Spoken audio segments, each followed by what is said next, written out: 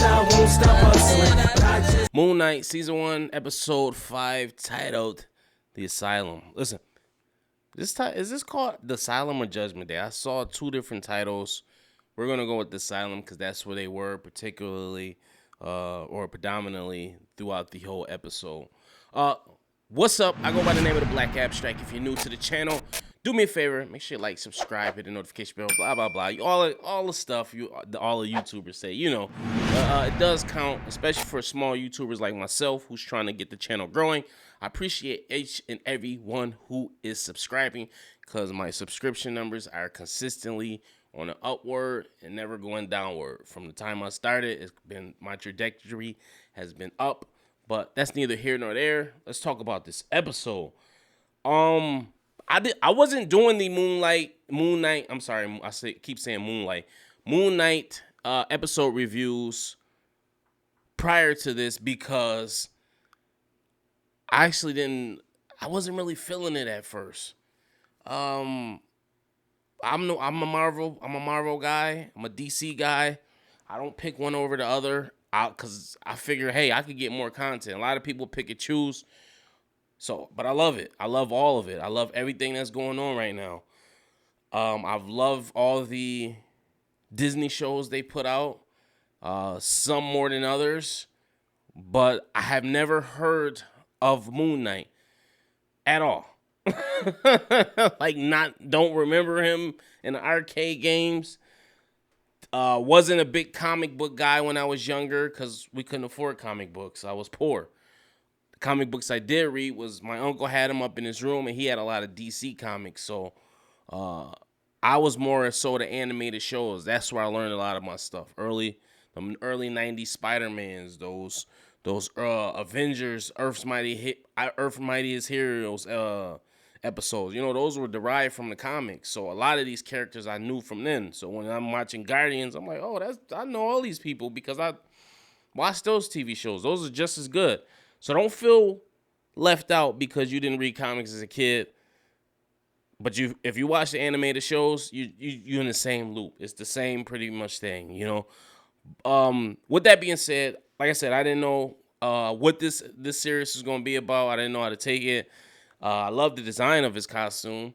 But I will say, the last 2 episodes, to me, have been the best so far. Episode 4 and 5 are the best. And it's funny because you get minimum to none Moon Knight whatsoever.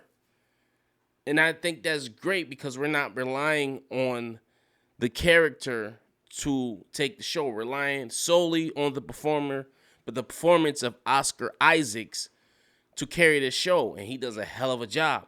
And I love this episode because we left off last episode and he got shot.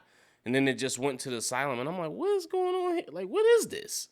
And I watched all the videos, the breakdowns. If you come here for a breakdown and Easter eggs, this is not that type of video. This is just a fly-ass black guy who was a reformed gangster but likes nerd stuff, giving his point of view.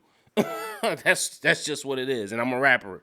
So that's just what it is. I'm not one of those cosmic wonders or those deep breakdown, deep dive type of people. I'm more like a Tyrone Magnus. Just give it to you how it is. But anyway, I am more impressed with the 2 episodes that because it's all about character development.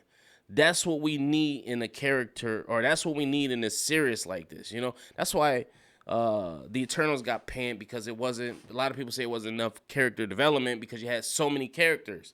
And then once the characters that did get developed, I don't want to talk about that. But I love that they're doing character development with this series. And we're not relying just on the fight them up, bang, bang, shoot them up, normal stuff. Because this is an unknown character. And I love the complexity of this character. So in this episode, we get a lot of reveals. One, we learn that they're not actually in a psych. This is just kind of his psyche playing with him when he switches back to meeting with Ethan Hawke's character, who's a doctor, and then him going back to just being with his other half. It's just a mind trick. We learned that, and the biggest reveal of this is that Steven is made up. Steven is not a real person at the end of the day. He was constructed in this person's mind because I think due to the psychological ramifications of him losing his brother, and maybe he already just had it historically, or maybe it was just something that was in his DNA. It caused him to create a alter ego, or just I don't know if it's called bipolar or whatever the disorder is. I don't know if it was genetic or if it was created as a coping mechanism because his mom used to beat him because she blamed him for his brother's death. So we learned that the character Steven was derived from a character that was on a poster and was used as a kind of a comfort for him. And that's why that particular character, Steven, has nothing but good memories of the mom, because he used to just switch to this person when he wanted to escape, the abuse of his mom. And I'm like, wow, that's deep. And I love the fact that he was trying to hide Steven from this because he wanted Steven to not see this, because he still wanted to be able to go to that happy place when he needed it as a grown-ass man. And then we learned that due to that psychological abuse he got from his mom, it caused him to kind of lash out at the world and caused him to be this evil person to where he was just killing people for hire. He was like a mercenary. And we learned that one mission went bad, and he wound up seeing the temple of what's the guy's name? Kanshang, I don't know, the god that wind up saving him, that wind up turning him into Moon Knight, and that's how he wind up getting saved, because he would have died.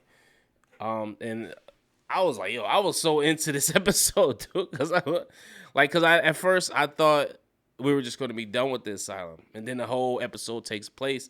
But then you get all this backstory about, how he was young and what happened. And he didn't remember he had a brother. Steven's side didn't remember he had a brother. And Mark was trying to hide it from him. And when he walks in that room and it's all the people he killed, it's like 50 people. And he's like, yo, you killed all these people?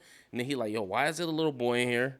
And you learn that that's his brother. And I'm like, this is like, it was a little overwhelming. I'm like, but it was great TV, man. Oscar Isaac, he did a hell of a job. This series so far, it's only one episode left. I don't know if that's going to be enough to redeem and make up for it, but I will say this episode did make up for maybe at least one of those episodes in the first 3. But I think 4 and 5 were just undeniable great episodes, you know what I'm saying? This one being better than the last one. I love the hippopotamus. She was, I forget her name precisely, but she was kind of like, she was like the guide in leading them to something called the Sands of Duet, where they were driving through the Sands of Duet, and she was driving them to kind of like a judgment type of place. And they had to go to the Field of Reeves, which is like a paradise. But only could do this if the scales are balanced. So she took out both their hearts, put them on a scale with a feather, which I guess is accurate with Egyptian history. This is like an accurate thing, and and the scales were imbalanced. So she told them to go and find out why the scales are imbalanced, and it's because they weren't being honest, and that's what the episode was about. Them trusting in each other, being honest with each other, and coming to terms with exactly who they are. And the revelation was that Steven was a made-up alter ego, and he wasn't real, which makes sense. I think we all kind of figured it out, because throughout his life, everybody that knows him calls him Mark. His wife, his mom, his everybody, they call him Mark. And so I think it kind of got alluded to that early on, so we kind of knew that. But at the end of the day, Steven learning this, I think it caused him to make the ultimate sacrifice, which is himself. And he fell off the boat. I don't know if he fell or if he got pushed or he jumped. But I know one of the creatures got on the boat, and he wound up fending them off, and he wound up falling off into the sand, and he wound up becoming stiff. And I think I think that's just the end of that character. I think that he served his purpose, and once that realization come, I think it was kind of like him coming into turn.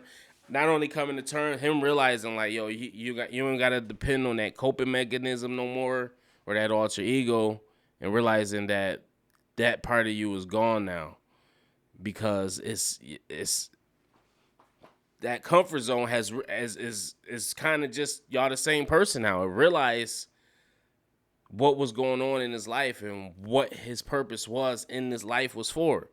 It was just to be your comfort, and I think that particular personality just wind up taking over and becoming more dominant. That's why he kept losing himself, and it was a constant struggle. And Kanju, I believe that's his name if I'm not saying it right. Kanshu took advantage of that. We see that in the flashback as well. And Steven's like, yo, this guy's clearly lying to you. Like, why would you go for this? And he's like, well, I wanted to live at the time. But we see that he's clearly taking advantage of Mark. And I think he played on the fact that his ego was like fragile and he was conflicted as a person. And I think he played on that. So a great episode, man. Post your comments below. Let me know what you thought about Moon Knight.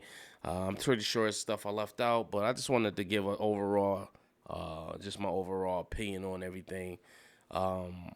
This show so far, listen, if I had to rate it, I'm not going to rate it to the end. And I haven't done any other reviews if you're looking because I wasn't really too sure on this show until this episode. I was just like, yo, this is well done. I'm actually going to watch it again. But yeah, I like it. So like I said, post your comments below. Make sure you like, subscribe, hit the notification bell, all that good stuff. And check out my new video right here. It's called Mom. And then you can check the playlist out as well for other reactions. Peace.